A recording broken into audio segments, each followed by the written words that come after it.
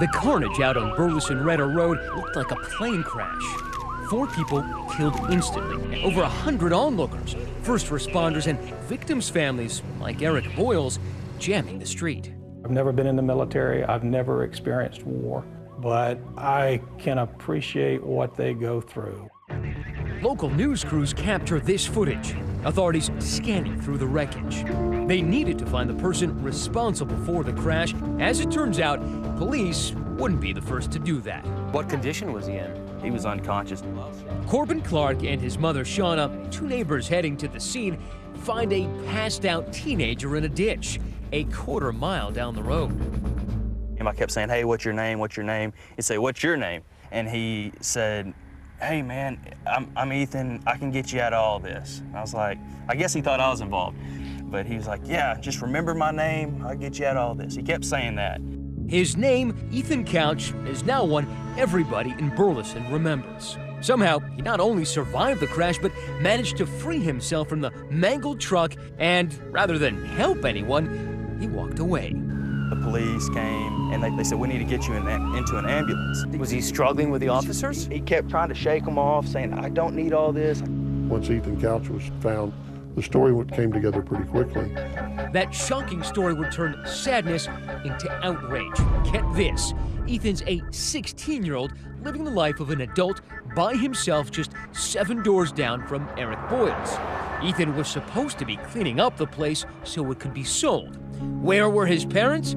Well, Fred and Tanya Couch had already moved on up to this sprawling place in Fort Worth.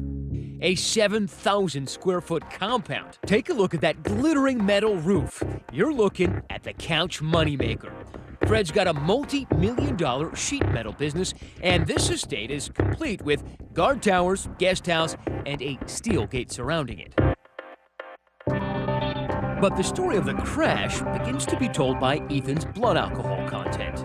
It comes back 3 times the legal limit for an adult, and that's 3 hours after the crash.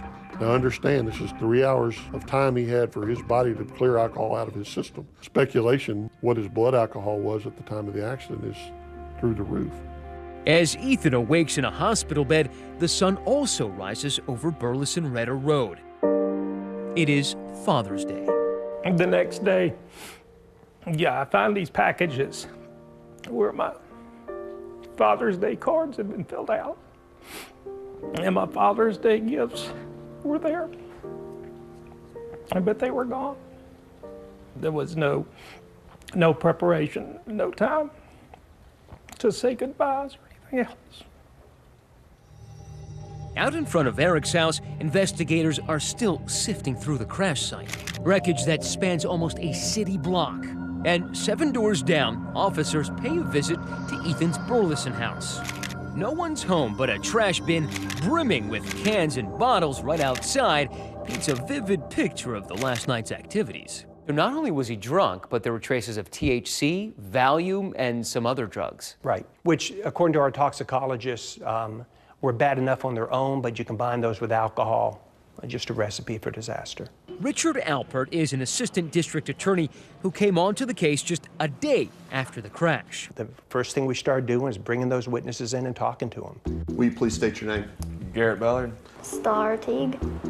Garrett Ballard, Ethan's best friend since grade school, and Star Teague, a former and brief love interest, were 2 of the teens in Ethan's red truck that night. These are never-before-seen deposition tapes from a civil lawsuit resulting from the crash.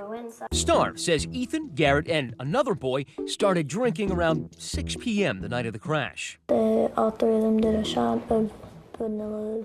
I don't know what it was. So they start drinking, taking some shots, and then they decide to go pick up some friends. On the way back, they decide, well, we want to get some beer.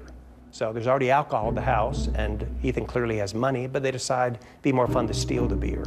At the Walmart, I went in, grabbed the beer. This is surveillance video from that Walmart. Sure enough, there's Garrett Ballard and 4 other teenage boys.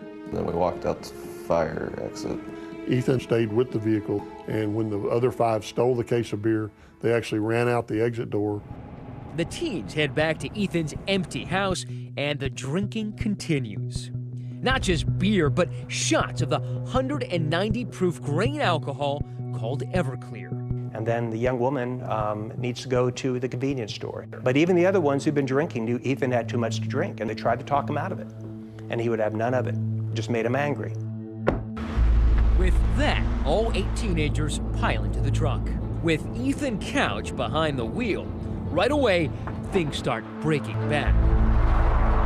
Pulls out of there, and immediately, going so fast that there's stars telling him to slow down.